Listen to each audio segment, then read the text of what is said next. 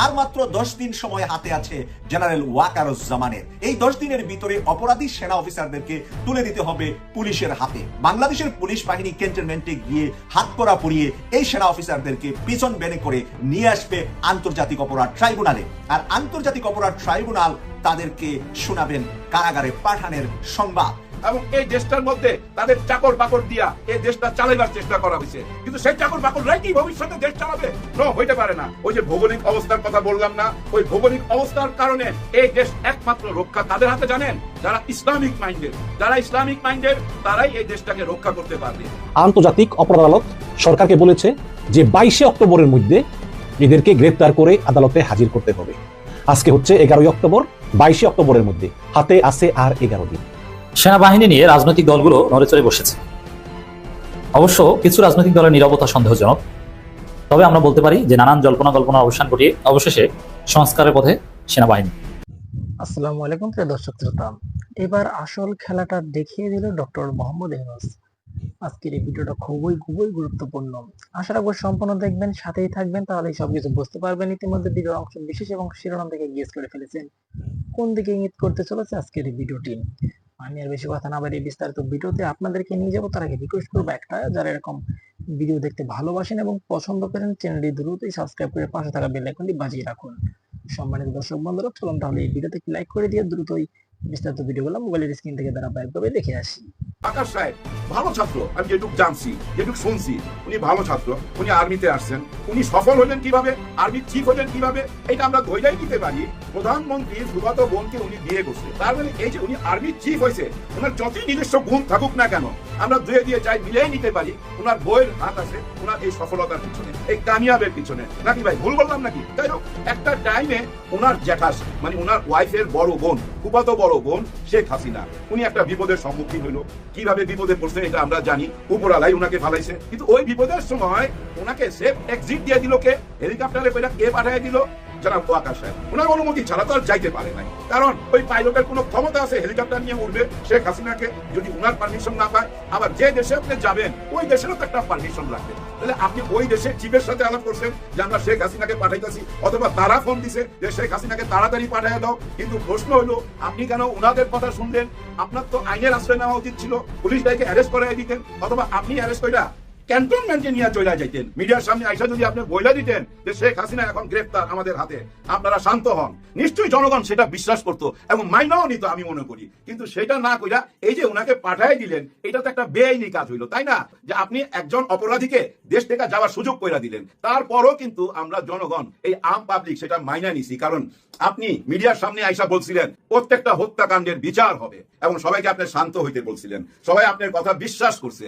কিন্তু এরপর দেখা গেছে 625 জন, হ্যাঁ সংখ্যাটা বোধহয় 625 জন হবে, ওরা ক্যান্টনমেন্টে আশ্রয় নিল। ওরাও কিন্তু অপরাধী তখন, কিন্তু ওই অপরাধীরা দেশ ত্যাগ কইরা চলে গেল নিরাপদে, এবং নিরাপদে তারা বিদেশে যায়া ওরা ওইখানে দল পাকায়া অফিস টফিস ভাড়া নিয়া আবার এই দেশে অস্থিরতা চালাইতেছিল। সবই তো আপনি জানেন, যেহেতু আপনি আর্মির চিফ, আপনি না জানার কোনো কথা না। দেখেন 5ই আগস্টে যে ভাষণটা আপনি দিছিলেন, সেই ভাষণের ঠিক 6 মাস পরে আপনি আবার এসে একটা বক্তব্য রাখলেন, যেটা অনেক ভাইরাল হয়েছিল। আপনার শরীরের অঙ্গ ভঙ্গি নিয়েও অনেক কথা উঠছিল। আপনি যেভাবে বলছিলেন, but if full stop enough is enough, অর্থাৎ আপনি সেদিন বুঝাই দিচ্ছেন আমাদেরকে বিডিআর হত্যাকাণ্ড নিয়ে বেশি কথা বলা যাবে না।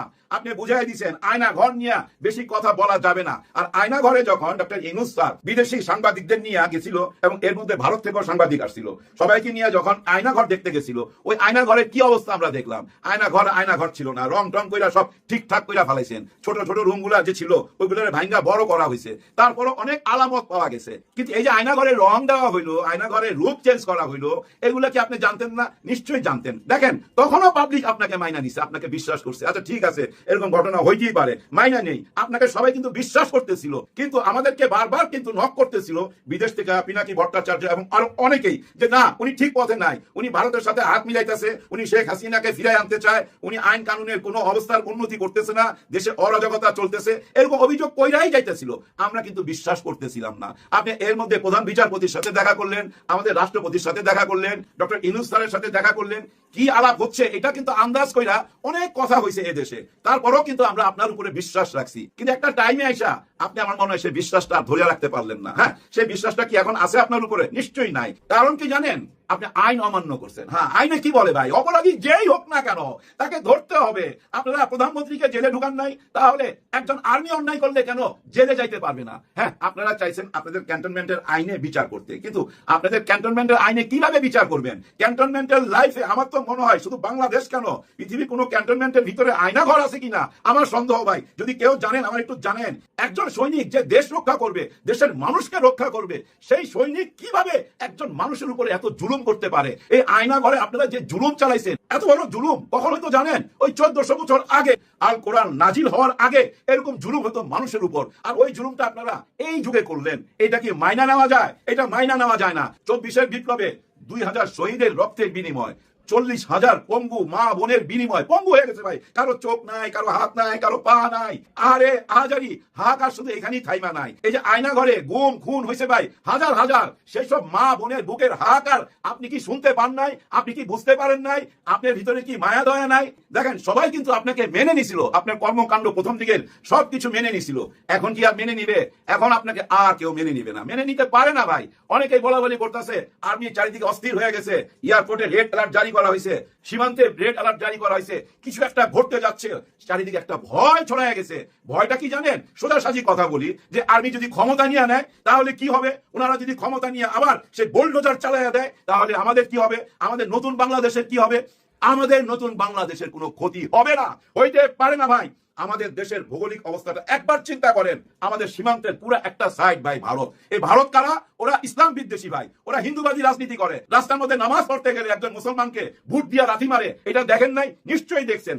বাকি অংশটা কি আমাদের? বার্মা। ওইখানে ভাই কট্টর বার্মিসরা আছে যারা মুসলমানদেরকে দেখতে পারে না। যদি মুসলমানদেরকে দেখতে পারতো তাহলে ভাই এই যে 15 লাখ 20 লাখ রোহিঙ্গা মুসলমান বাংলাদেশে আসলো কেন? তার নিজের দেশ থেকে। তার মানে তার দেশের উপরে তারপরে জুলুম হয়। জুলুম হওয়ার পিছনে কারণ তার ধর্ম, সে মুসলমান। এইটাই তো। তার মানে কি দেখেন, এদিকেও ইসলাম বিদ্বেষী, ওদিকেও ইসলাম বিদ্বেষী, আরেকটা সাইড খালি আছে খোলা একদম, সেটা হলো সমুদ্র। সমুদ্রের তো আর কোনো ধর্ম নাই, একমাত্র রাস্তা আমাদের এই সমুদ্র। তাইলে কি আমরা সবাই যাই এই সমুদ্র পার হইয়া অন্য দেশে চলে যাবো এদের চাপে? নো, এইটা তো হইতে পারে না। তার মানে কি ইসলাম জায়গা উঠতে হবে। একমাত্র এই দেশ রক্ষা করতে পারে ইসলাম, এই ছাড়া কেউ রক্ষা করতে পারে না। পারে নাই তো ভাই। গত 54 বছরের দিকে তাকান, তারা এই দেশ রক্ষা করতে পারে নাই। 71-এ স্বাধীন হয়েছিলাম কেন আমরা? অন্যের গোলামি করার জন্য, অন্যের কৃতদাস হওয়ার জন্য আমরা এই দেশ স্বাধীন করছিলাম। ওরা আমাদেরকে স্বাধীনতার সময় যেটুকু সহযোগিতা করছে তার 100 গুণ ভাই নিয়ে চলে গেছে, এবং এই দেশটার মধ্যে তাদের চাকর বাকর দিয়া এই দেশটা চালাইবার চেষ্টা করা হয়েছে। কিন্তু সেই চাকর বাকররাই কি ভবিষ্যতে দেশ চালাবে? নো, হইতে পারে না। ওই যে ভৌগোলিক অবস্থার কথা বললাম না, ওই ভৌগোলিক অবস্থার কারণে এই দেশ একমাত্র রক্ষা কাদের হাতে জানেন? যারা ইসলামিক মাইন্ডের। যারা ইসলামিক মাইন্ডের তারাই এই দেশটাকে রক্ষা করতে পারবে। এই কথাটা ওরা জানি বলেই ওদের মাথা ব্যথা ভাই, ঘুম হারাম হয়ে গেছে, অস্থির হয়ে গেছে। কিন্তু এই অস্থিরতায় কোনো কাজ হবে না। আর মাত্র 10 দিন সময় হাতে আছে জেনারেল ওয়াকারুজ্জামানের। এই 10 দিনের ভিতরে অপরাধী সেনা অফিসারদেরকে তুলে দিতে হবে পুলিশের হাতে। বাংলাদেশের পুলিশ বাহিনী ক্যান্টনমেন্টে গিয়ে হাত করা পরিয়ে এই সেনা অফিসারদেরকে পিছন বেনে করে নিয়ে আসবে আন্তর্জাতিক অপরাধ ট্রাইব্যুনালে। আর আন্তর্জাতিক অপরাধ ট্রাইব্যুনাল তাদেরকে শোনাবেন কারাগারে পাঠানোর সংবাদ। আর সেই সংবাদের পরে তাদেরকে পিছন বেনে নিয়ে যাওয়া হবে কারাগারে। এই কারাগার থেকে তাদেরকে পিছন বেনে আনা হবে আন্তর্জাতিক অপরাধ ট্রাইব্যুনালে। তারা তাদের জবাবদিহিতা করার জন্য সুযোগ পাবেন, আইনজীবী থাকবেন, আর সরকার পক্ষে থাকবেন প্রসিকিউটররা। এর মধ্যে চিফ প্রসিকিউটর তাজুল ইসলামের মুখোমুখি জেরাতে তাদের দাঁড়াতে হবে। তাজুল ইসলাম যখন যেই বিষয়ে জেরা করবেন তখন সেই বিষয়ে ভিডিও ফুটেজ তাদের সামনে ক্যামেরার মাধ্যমে তুলে ধরবেন এবং দেখিয়ে দিবেন আপনি এত মিনিটে এই জায়গায় এই অপরাধটি করেছেন, নিজ হাতে খুন করেছেন আমার দেশের সন্তানদেরকে, নিজ হাতে হত্যা করেছেন আমার দেশের প্রচুর রাজনীতিবিদদেরকে। এই কথা তাদের অস্বীকার করার আর কোনো সুযোগ থাকবে না সেই জেরার মুখে। এখন সেনা প্রধান ওয়াকারুজ্জামান কি করবেন? তার হাতে 2টা অপশন আছে। 2টা অপশনের একটি অপশনে তাকে যেতেই হবে। 2টা অপশনের প্রথম অপশনটা বলে ফেলেছি, সেটা হলো পুলিশের কাছে সে তুলে দিবে তার বাহিনীর এই অপরাধীদেরকে, যে 14 জন চাকরিতে অবস্থান করছে আর 10 জন যারা অবসরপ্রাপ্ত আছে। 10 জনের দায়িত্ব সেনাপ্রধান ওয়াকারুজ্জামানের না, কিন্তু 14 জন যারা চাকরিতে অবস্থান করছে তাদের দায়িত্ব সেনাপ্রধান ওয়াকারুজ্জামানের। তাদের চাকরিচ্যুত করা এবং চাকরিচ্যুত করে তাদেরকে আইনের কাঠগড়ায় দাঁড় করানোর জন্য আইনের হাতে তুলে দেওয়া। আইনটা করবে বাস্তবায়ন বাংলাদেশ পুলিশ বাহিনী। এতে সেনাবাহিনীর অনেকে লজ্জা বা অপমান বোধ করতে পারেন যে পুলিশের হাতে কি করে আমরা সেনাবাহিনীর এত বড় বড় স্টার পাওয়া অফিসারদেরকে তুলে দেব। কিন্তু আইনের কাছে অপরাধী হিসাবে, একজন খুনি হিসাবে, দাগী হিসাবে, রাষ্ট্রদ্রোহী হিসাবে রাষ্ট্রের বিরুদ্ধে দাঁড়িয়ে রাষ্ট্রদ্রোহিতা তারা করেছেন, কারণ তারা রাষ্ট্রের জনগণকে রাষ্ট্রের পোশাক পরে, রাষ্ট্রের পিস্তল দিয়ে, রাষ্ট্রের রাইফেল দিয়ে, রাষ্ট্রের বিভিন্ন দেশ থেকে কিনে আনা অস্ত্র দিয়ে রাষ্ট্রের জনগণকে তারা হত্যা করেছে। তাই তাদেরকে তুলে দিতে হবে অপরাধী হিসাবে। পুলিশ তাদেরকে গ্রেফতার করবে, কোনো সেনা অফিসার হিসাবে নয়। তাদেরকে চাকরিচ্যুত করার পরে তারা আর সেনা অফিসার থাকবেন না, তারা পাবলিক হয়ে যাবেন এবং সেই পাবলিককেই গ্রেফতার করবে আমাদের পুলিশ বাহিনী। সময় আছে আর 10 দিন হাতে। 22শে অক্টোবর টাইম ফ্রেম বেঁধে দিয়েছেন আন্তর্জাতিক অপরাধ ট্রাইব্যুনালের প্রধান বিচারক। সেই জায়গায় আর কোনো সুযোগ নাই এই টাইম বাড়ানো আর এই টাইম কমানো। আগামী 10 দিনের ভিতরেই তাদের ভাগ্য নির্ধারণ করতে হবে। এখন সেনাপ্রধান ওয়াকারুজ্জামান কি করবেন? তাদেরকে বাঁচানোর জন্য সেনা বিদ্রোহ করবেন, দেশের ক্ষমতা উনি নিয়ে নেবেন, ডক্টর ইউনূসকে গ্রেফতার করবেন, 20 জন আরো উপদেষ্টাকে গ্রেফতার করে দেশে জরুরি আইন জারি করবেন? না, সেই দ্বিতীয় অপশনটিও ওনার করা সম্ভব নয়। তার কারণ হলো সেনাবাহিনীর ভিতরে 90% সেনাবাহিনী এই অপরাধীদেরকে সরকারের কাছে তুলে দেওয়ার পক্ষে, আর 10% ম্যাক্সিমাম 5% ভারতীয় পক্ষে, আর 5% থাকবে নিরপেক্ষ, তারা কোনো দিকেই কথা বলবে না। সেই 10% বাদ দিলে 90% দেশপ্রেমী সেনাবাহিনী ওয়াকারুজ্জামানের বিরুদ্ধে তাক করবে তাদের হাতের রাইফেল। তখন কি হবে? সেই 10% মাটির সাথে বা 5% মাটির সাথে মিশে যাবে, 90% সেনাবাহিনীর বিজয় হবে। দেশে যে কোনো উপায়ে সেনা প্রধান ওয়াকারুজ্জামান চেষ্টা করছেন তাদেরকে রক্ষা করতে, কিন্তু শেষ রক্ষা করার কোনো ক্ষমতা, কোনো ধরনের কোনো ধরনের রাস্তা সেনাপ্রধান ওয়াকারুজ্জামানের হাতে নাই। এখন তাদেরকে তুলে দেওয়াটাই তার জন্য সবচাইতে বেশি সম্মানের এবং সবচাইতে বেশি নিরাপদের। কিন্তু তারপরেও তার ভিতরে একটু ভয় কাজ করে, কারণ পার্সোনালি ওনার ওপেন হার্ট সার্জারি হয়েছে। উনি একজন অসুস্থ মানুষ। সেনাপ্রধান হওয়ার জন্য কোনো যোগ্যতাই তার ছিল না। তার চাইতে অধিক যোগ্য মানুষদেরকে ওভারটেক করে শেখ হাসিনা নিজের ফুফাতু বোনের জামাইকে উনি সেনাপ্রধান করেছেন। ওনার ফুফা জেনারেল মুস্তাফিজুর রহমানও এক সময় সেনাপ্রধান ছিলেন। তাও 96-তে শেখ হাসিনা ক্ষমতায় এসে জেনারেল মুস্তাফিজুর রহমানকে জেনারেল ওয়াকারুজ্জামানের শ্বশুরকে সেনাপ্রধান বানিয়েছিলেন। আজকের এই দিনে এই প্রেক্ষাপটে জনাব ওয়াকারুজ্জামানের জন্য সবচেয়ে গুরুত্বপূর্ণ সময়গুলা উনি অতিবাহিত করছেন কিভাবে তাদেরকে রক্ষা করা যায়। সেনাপ্রধান ওয়াকারুজ্জামান যতটাই চেষ্টা করবেন তাদেরকে রক্ষা করতে, ততটাই উনার চেয়ারটা নড়ে যাবে, উনার গতিটা নড়ে যাবে। উনি সেনাপ্রধান হিসাবে আর কতদিন বাংলাদেশে থাকতে পারবে? ওনার টাইম ফ্রেম শেষ হওয়ার আগেই কি ওনাকে বিদায় নিতে হবে কিনা সেটা নিয়ে আলোচনা এখন শুরু হবে। কারণ উনি যদি বাংলাদেশের রাষ্ট্রের দায়িত্বে থাকেন, উনি যদি রাষ্ট্রের একজন কর্মচারী হন, তাহলে রাষ্ট্রের আইন উনাকে মানতে হবে। সেনা আইন সেনাবাহিনীর ভিতরে, আর সেনাবাহিনীর ভিতরে সেনা আইনের উপরের আইন হলো রাষ্ট্রের আইন। উনি গিয়েছিলেন প্রধান বিচারপতির কাছে এই ব্যাপারে সলিউশন চেতে। প্রধান বিচারপতির কাছ থেকে উনি সলিউশন এটাই পেয়েছেন যে সেনাবাহিনী হোক আর যেই বাহিনী হোক, জুলাই অভ্যুত্থানের উপরে আন্তর্জাতিক ট্রাইব্যুনাল যেই রায় বা যেই ব্যক্তিদের নামে মামলা করবে সেটাকে সেনাবাহিনী মেনে নিতে হবে। এবং নৌবাহিনী, বিমান বাহিনী, পুলিশ, র্যাব, আনসার, বিজিপি সহ যতগুলা বাহিনী আছে সব বাহিনীর সদস্যরাই কম বেশি এখানে জড়িত আছেন। যেই বাহিনীর যেই ব্যক্তিরা আছেন সেই ব্যক্তিদের বিচার হবে, কোনো বাহিনীর বিচার হবে না। তাই ব্যক্তি বড় না বাহিনী বড়, বাহিনী বড় নাকি দেশ বড়? সবার উপরে দেশ, আর দেশের জনগণই হলো দেশের মা, জননী। দেশের জনগণ দিয়েই দেশ হয়। কোনো জনগণবিহীন একটি জঙ্গলকে দেশ বলে না মানুষ। যেখানে ভাগ ভাল্লুক হরিণ থাকে সেখানে দেশ হয় না। দেশ হয় যেখানে মানুষ বসবাস করে। আর এই মানুষ বসবাসকারী দেশের মাঝে মানুষদের নিরাপত্তার জন্য তৈরি হয় সেনাবাহিনী, নৌবাহিনী, বিমান বাহিনী, র্যাব, পুলিশ, বিডিআর, আনসার যা কিছু আছে সব মানুষের কল্যাণে, মানুষের নিরাপত্তা, মানুষের শৃঙ্খলার জন্যই তৈরি হয়। যখন মানুষের উপরে অ্যাটাক করেছে কোনো বাহিনীর ব্যক্তিরা, কোনো বাহিনীর ব্যক্তি অতি উৎসাহিত হয়ে বা কোনো অবৈধ রাস্তায় তাদের স্টার পাওয়ার সুবিধা করার জন্য তারা ভালো ভালো পদ পদবি পেয়েছে, মানুষ খুন করে, তাই তাদেরকে শাস্তির আওতায় আনতেই হবে। না আনার কোনো হিসাব বর্তমানে সেনাপ্রধান ওয়াকারুজ্জামান মিলাতে পারছে না। আমি আবারও বলছি, বাংলাদেশের তরুণ সমাজ, যেই তরুণ সমাজ রক্ত দিয়েছে, কোনো দলের ব্যানারে নয়, কোনো ব্যক্তির নেতৃত্বে নয়, তরুণীরা জেগে উঠেছে প্রত্যেকের ঘর থেকে, প্রত্যেকের মায়ের কুল থেকে। তারা বিদায় নিয়ে রাস্তায় গিয়ে যে জুলাইতে বিজয় করেছে, ওই বিজয়ীরা সেনাবাহিনীর বিরুদ্ধে দাঁড়িয়ে যাবে যদি ওয়াকারুজ্জামান টাইম ফ্রেমের ভিতরে তাদেরকে তুলে না দেয়। তখন সেনাবাহিনী আর জনগণের মুখোমুখি হবে না, কারণ 90% সেনাবাহিনী জনগণের পক্ষে আছেন, জনগণের পক্ষে রাস্তায় থাকবেন, আর ওই 10% ক্যান্টনমেন্টে থেকে তারা টেকেল দিতে পারবেন না 90% সেনাবাহিনীকে এবং দেশের 18 কোটি জনতাকে। তাই ওয়াকারুজ্জামানের পরাজয় আরেকটি মহা পরাজয় হবে, এবং সেই পরাজয়ে ওয়াকারুজ্জামান বেঁচে থাকতে পারবেন কিনা বা তাকে তখন বড় আসামি করা হবে, কারণ কাঠগড়ায় তাকে দাঁড় করানো হবে যদি উনি সেনা অভ্যুত্থানের দিকে যান। আন্তর্জাতিক অপরাধ আদালত কর্তৃক সেনা কর্মকর্তাদের বিরুদ্ধে যে গ্রেপ্তারি পরোয়ানা জারি করা হয়েছে, এটা নিয়ে আমি পরপর 2 দিন 2টো ভিডিও বানালেও চিন্তা করলাম যে আরো বিশেষ কিছু আলোচনা করা প্রয়োজন, এবং আজকের আলোচনায় আপনাদের সামনে অনেক বিষয় কিন্তু ক্লিয়ার হয়ে যাবে।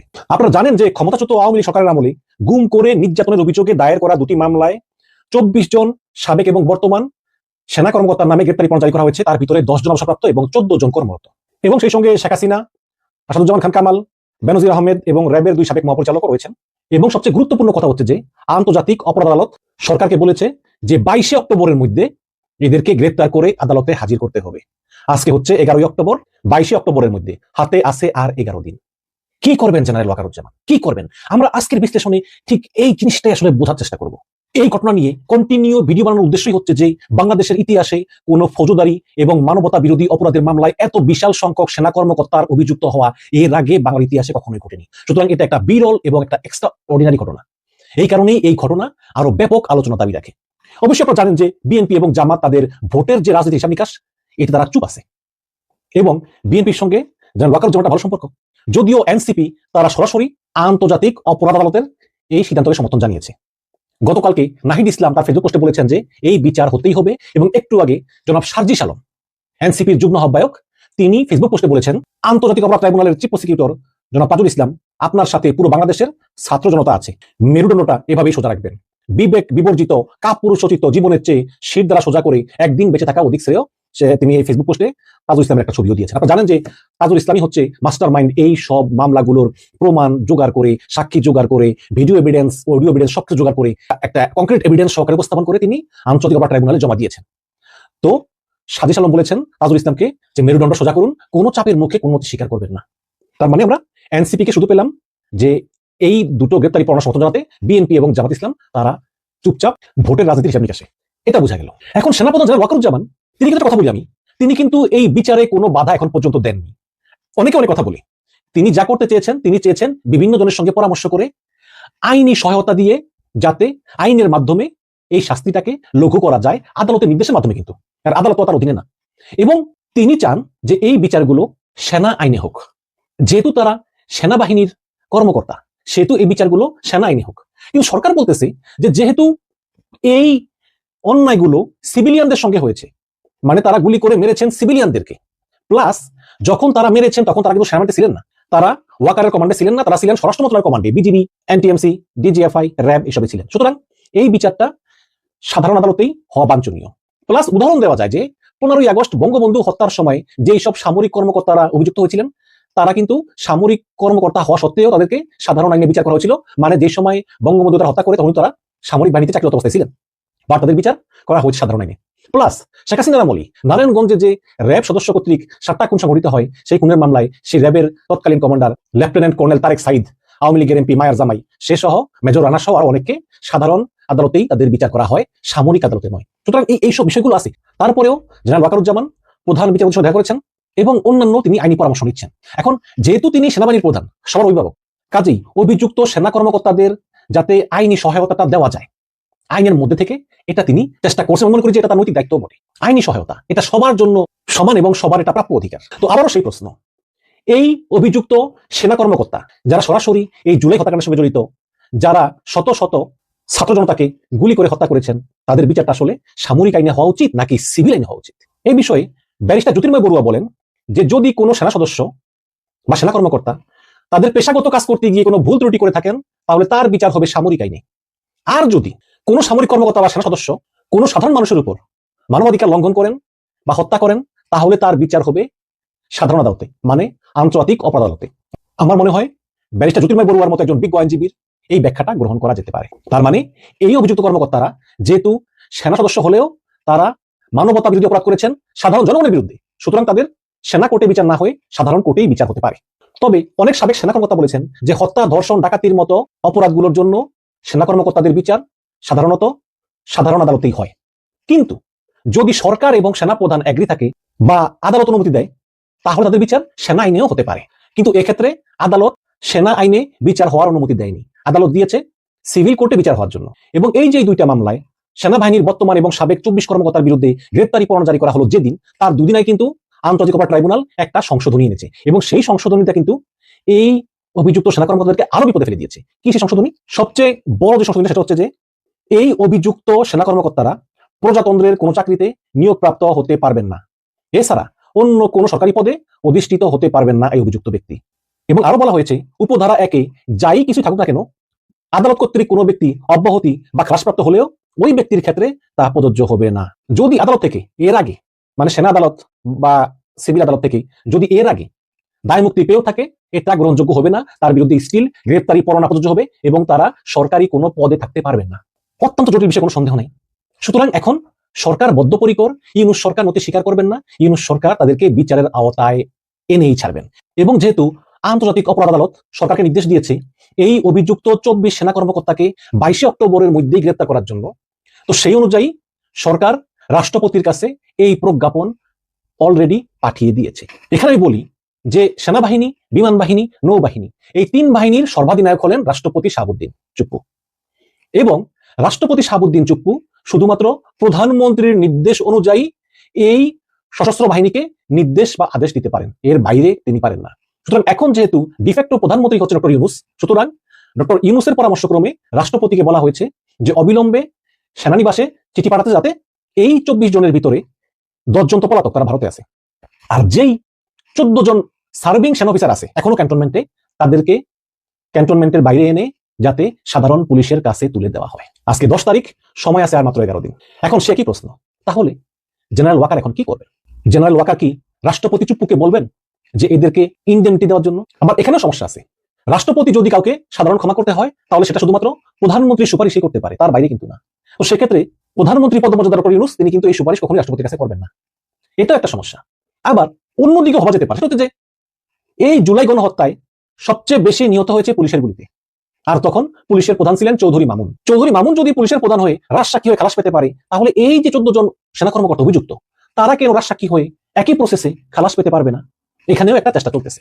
বাট শেষ পর্যন্ত আমি মনে করি যে জেনারেল ওয়াকার, তার উপর আমি বিশ্বাস রাখতে চাই যে তিনি এমন কিছু করবেন না যেটা আসলে একটা খারাপ নজির হয়ে থাকে। অলরেডি ওয়াকারুজ্জামান ইতিহাসে তার নাম লিখিয়ে ফেলেছেন। 71-এর মুক্তিযুদ্ধে যেমন আমাদের সশস্ত্র বাহিনীর সর্বাধিনায়ক জেনারেল আতাউল উসমানীর নাম আমরা স্মরণ করি, ঠিক তেমনি ইতিহাসে জেনারেল ওয়াকার নাম লিখিয়ে ফেলেছেন। এখন অনেকেই বলতেছেন যে অবশ্যই সেনাপ্রধান জেনারেল ওয়াকারুজ্জামান সরকারের নির্দেশ মানতে বাধ্য এবং সরকারের নির্দেশ মেনে ওই সকল অভিযুক্ত কর্মকর্তাদেরকে পুলিশের হাতে দিতে তিনি বাধ্য।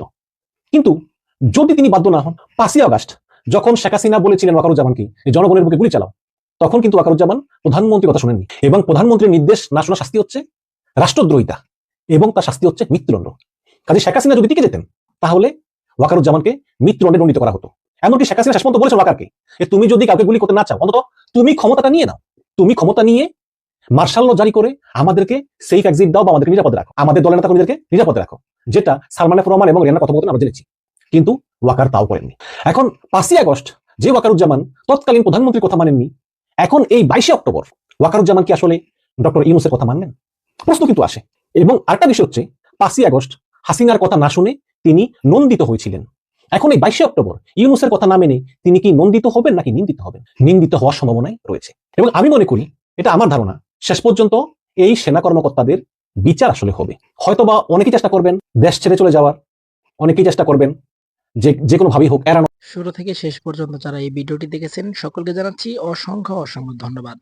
আজকের এই ভিডিওটি আপনাদের কাছে কেমন লেগেছে অবশ্যই সেই বিষয়টি কমেন্ট করবেন। সেই সাথে যারা ডক্টর মোহাম্মদ ইউনূসকে ভালোবাসেন এবং এরকম ভিডিও দেখতে পছন্দ করেন, এই চ্যানেলটি সাবস্ক্রাইব করে পাশে থাকা বেল আইকনটি বাজিয়ে রাখবেন। এই ভিডিওটি আপনাদের বন্ধুদের মাঝে শেয়ার করে সকলে দেখার সুযোগ করে দিবেন। আজকের মতন এই পর্যন্তই, দেখা হচ্ছে পরবর্তী কোনো ভিডিও নিয়ে। সেই পর্যন্ত ভালো থাকুন, সুস্থ থাকুন, দেখতে থাকুন আমার এই চ্যানেলের ভিডিওগুলো। আল্লাহ হাফেজ।